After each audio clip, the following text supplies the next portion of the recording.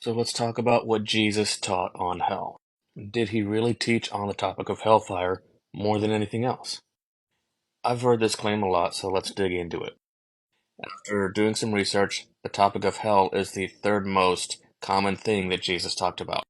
What's the most common thing? God the Father, the kingdom of heaven. Jesus talked about these two topics over 600 times. He talked about hellfire under 200. But what did he teach about death and hell? Let's get into it. First, we come to John 5:28 and 29.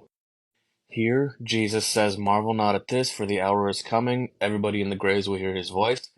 Some to everlasting life, some to the resurrection of damnation." In other words, nobody's got their reward right now. The righteous, when they die, they don't go to heaven. The wicked, when they die, they don't go to hell. According to Jesus' own words, these are red letters. This is Jesus speaking. They're not in heaven. They're not in hell. Again, here's Jesus' words in John 11, verses 11 to 14. Speaking of his friend Lazarus, who was sick, Jesus told his disciples, he said, "Hey guys, I'm going to go wake Lazarus up." His disciples misunderstood him, and they said, "Well, Lord, if he's sleeping, let's just let him rest. He'll be fine." Because you see, according to the Jews of those days, they had bought into common deceptions about what happens at death. And so Jesus used this as an opportunity to clear it up, and he says, "No, guys, that's not what I mean. Lazarus being asleep means that Lazarus is dead." Now, here's a verse where people like to seize on to try and say that Jesus taught eternal hell. But let's look at it and discover what he's saying. See, he says, "These shall go into everlasting punishment." And they say, "See, everlasting hellfire," but that's not what Jesus is saying. He says everlasting punishment, not everlasting punishing.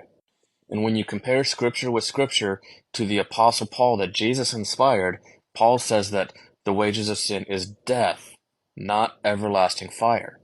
Death. So the punishment that Jesus is speaking about in hellfire is eternal, but the fire is not. They will not be tortured for eternity. The punishment is eternal death. That's what's eternal, not the fire.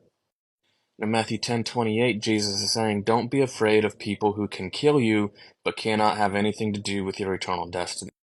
He's saying, fear God, who can destroy you completely in hell. And notice it says destroy. It doesn't say everlasting torment. Here's another instance in the story of Jairus and his daughter. Jesus says she's asleep. She's not dead. People like to seize on this one as well, but Jesus is simply saying that the fire will not be put out, but that it will go out on its own once the fuel is consumed. The fuel being the wicked. And Jesus was quoting from here, which tells us that the wicked will be destroyed into ashes, not eternally tormented.